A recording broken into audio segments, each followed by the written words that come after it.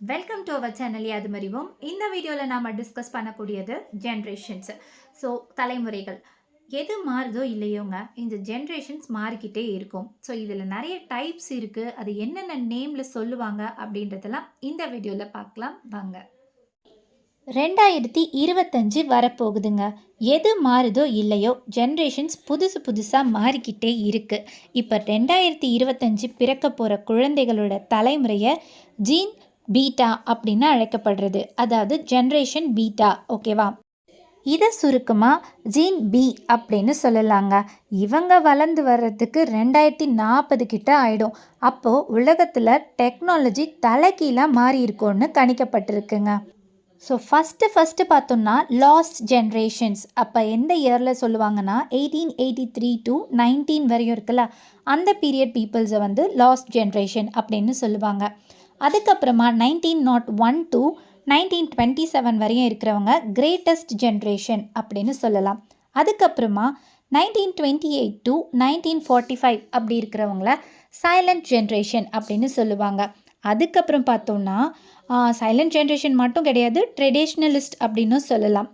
அடுத்ததாக 1946 to 1964 வரையும் பிறந்தவங்கள baby boomers அப்படின்னு சொல்லலாம். அடுத்ததாக 1965 to 1980 இந்த பீரியடில் பிறந்தவங்கள ஜெனரேஷன் எக்ஸ் அப்படின்னு சொல்லலாம். நெக்ஸ்ட்டு 1981 to 2000 அந்த பீரியடில் பிறந்தவங்க எல்லாமே ஜென்ரேஷன் ஒய்னு சொல்லலாம். அது மட்டும் இல்லை, மில்லனியர்ஸ்னு சொல்லுவாங்க. அடுத்ததாக 2000 to 2020 பிறந்தவங்க எல்லாருமே ஜென்ரேஷன் ஆல்ஃபா அப்படின்னு சொல்லுவாங்க. அனதர் நேமாக ஜென்ரேஷன் ஜெட். ஓகே, இப்போ 2025 பிறக்க போகிறவங்க எல்லாமே ஜென்ரேஷன் பி. அதாவது என்ன ஷார்ட் ஃபார்ம் சொன்ன? Generation beta. அதோடைய ஷார்ட் ஃபார்ம் தான் இந்த பி. ஓகேங்களா? ஸோ இந்த மாதிரி ஜென்ரேஷன்லேயே நிறைய டைப்ஸு இருக்குங்க. ஸோ ஒரு தலைமுறை அப்படின்றது ஒரே நேரத்தில் பிறந்து வாழ்கிற அனைத்து மக்களையுமே கூட்டாக கருதப்படுறது தாங்க. இந்த ஜென்ரேஷன் பற்றி சராசரியான காலம் பொதுவாக சுமார் 20 to 30 வருடம் காலம்னு கருதப்படுதுங்க. இந்த ஜென்ரேட் அப்படின்றது வந்து ஒரு லத்தீன் வேர்டு. அப்படின்னா பிறக்க அப்படின்ற அதோடைய மீனிங்க. தலைமுறைக்குன்னு ஒரு கோட்பாடு இருக்குது. அதை எழுதியவர் யாருன்னு பார்த்தோம்னா கார்ல் மென்ஹோய் அப்படின்றவர் தான் தலைமுறைக்கான கோட்பாடை விவரிச்சிருக்காரு.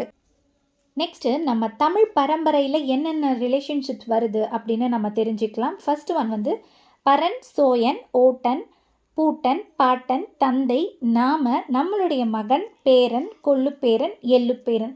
அதே வந்து தாய் வழியில் பார்த்தோன்னா பறை, சோயோள், ஓட்டி, பூட்டி, பாட்டி, தாய், நாம, நம்மளுடைய மகள், பேத்தி, கொள்ளுப்பேத்தி, எள்ளுப்பேத்தி.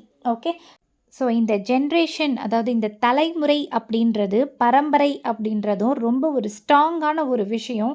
இதில் எதுவும் மாற்றவும் முடியாது. புதுசாக வர்றதை நாம் ஏற்றுக்கிட்டு தான் போய் ஆகணும் அப்படின்ற ஒரு கட்டத்தில் இருக்கும்.